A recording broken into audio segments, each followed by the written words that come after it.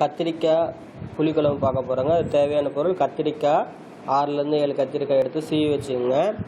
சின்ன வெங்காயம் 10லேருந்து 15 வெங்காயம் அரிஞ்சு வச்சுக்கோங்க. பச்சை மிளகாய் 3, பூண்டு 10 பல் எடுத்து இது மாதிரி சீவி வச்சுக்கோங்க. எலுமிச்சப்பழம் ஒரு புளி ஒரு எலுமிச்சப்பழம் அளவுக்கு எடுத்து வச்சுக்கோங்க. உளுத்தம்பருப்பு 1½ டீஸ்பூன் எடுத்துங்க. கசகசா 1 டீஸ்பூன் எடுத்துங்க. தனியா 2 டீஸ்பூன் எடுத்துங்க. இது கடலைப்பருப்பு 1½ டீஸ்பூன் எடுத்துங்க. மஞ்சத்தூள் 1 டீஸ்பூன் எடுத்துங்க. மிளகாய் பார்த்தீங்கன்னா இது அரைக்கிறதுங்க ஒரு 5லேருந்து 6 மிளகாய் வரமிளகாய் எடுத்துங்க. அப்புறமேட்டுக்கு கருவேப்பிலை, கொத்தமல்லி, ஒரே ஒரு தக்காளி, காக்கா வடகம்பாங்க, அதாவது தாளிக்கிறதுக்கு இந்த வடகம், உப்பு தேவையான அளவுங்க, எண்ணெய் தேவையான அளவு, தேங்காய் பார்த்தீங்கன்னா ஒரு மூடி எடுத்துங்க.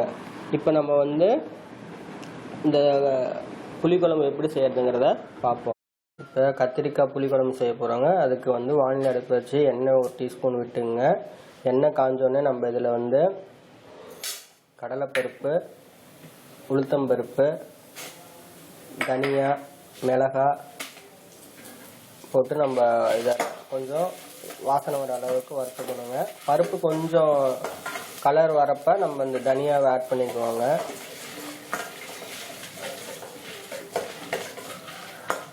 அதாவது வர கொத்தமல்லிம்பாங்க.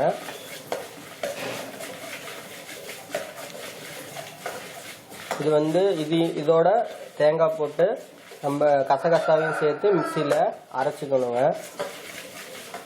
பாருங்கள், பருப்பு கொஞ்சம் வாசனை வரப்பில் இருக்குது. இப்போ நம்ம தனியாவை இதில் கொட்டிடுவோம். தனியா ஒரு ஃப்ரை பண்ணிவிட்டு இதை தனியாக நம்ம எடுத்து வச்சுக்குவோம். இதோட கசகசா தேங்காவை ஆட் பண்ணி மிக்சியில் அரைச்சி தனியாக எடுத்து வச்சுங்க. விழுதா ரொம்ப நைஸாக விட வேணாங்க. ஓரளவுக்கு எல்லா பருப்பும் நல்லா மெசஞ்ச அளவுக்கு இருந்தால் போதுமான. நம்ம புளிக்குழம்புக்கு வானிலை அடுப்பில் வச்சு எண்ணெய் 2 டீஸ்பூன் விட்டுங்க. எண்ணெய் காஞ்சோன்னே இந்த கறி வடகத்தை நல்லா நுணுக்கி போட்டுருங்க. அது நல்லா வாசனை வர அளவுக்கு வறுப்படணுங்க. பாருங்க வெடிக்குது. இப்போ நம்ம பச்சை மிளகாய் இதில் ஆட் பண்ணிக்கிறோம். பூண்டு ஆட் பண்ணுறோங்க.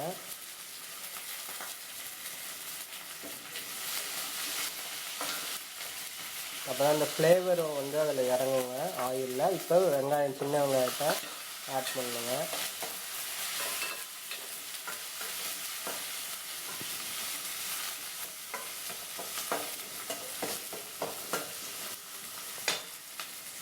இதில் இப்போ நம்ம கத்திரிக்காவை அரிஞ்சு வச்ச கத்திரிக்காவை ஆட் பண்ணி எண்ணெயிலையும் வளர்க்கணுங்க. இந்த கத்திரிக்காய்க்கு தேவையான அளவு உப்பு ஆட் பண்ணிக்கணுங்க. ஆட் பண்ணி வதக்கினீங்கன்னா கத்திரிக்காய் சீக்கிரம் வதங்குங்க.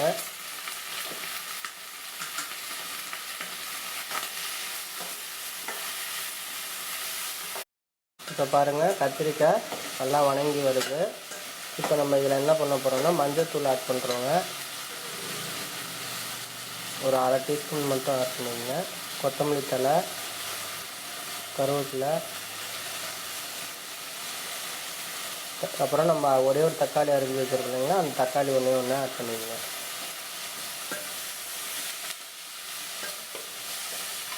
அது வெறும் புளி மட்டும் போட்டிங்கன்னா ஒரு எரிச்சிட்டு இருக்குங்க. ஒரு தக்காளி ஆட் பண்ணிங்கன்னா கொஞ்சம் நல்லா டேஸ்ட் நல்லாயிருக்குங்க.